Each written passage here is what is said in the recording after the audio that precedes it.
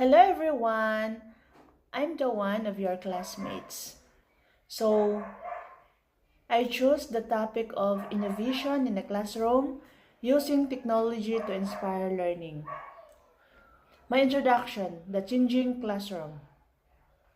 My visual, traditional classroom, transitioning into a modern classroom with laptops, tablets, and smart board. Education is evolving. Today's classrooms are no longer limited to textbook and chalkboards. With the help of technology, learning has become more interactive, creative, and engaging. Innovation in the classroom is transforming how teachers teach and how students learn. Cinto, engaging students through technology. My visuals, students using tablets, participating in online quizzes, watching educational videos, and collaborating on digital platforms.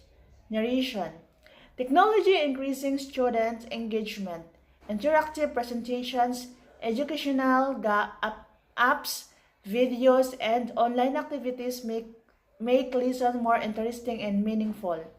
Instead of simply listening, students actively participate in their learning. This promotes curiosity, creativity, and deeper understanding. My century, encouraging collaboration and communication.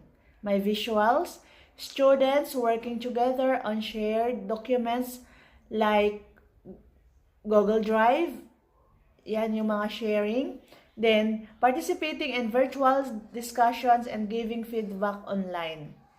My narration, digital tools encourage collaboration platforms such as shared documents, discussion forums, and virtual classrooms allow students to work together anytime and anywhere. Technology strengthens communication skills and prepares learners for a connected world. My Sen4, supporting personalized learning. So, visuals, student learnings at different phases using adaptive learning platforms. Narration, every student learns differently. Technology supports personalized learning by allowing students to study at their own pace.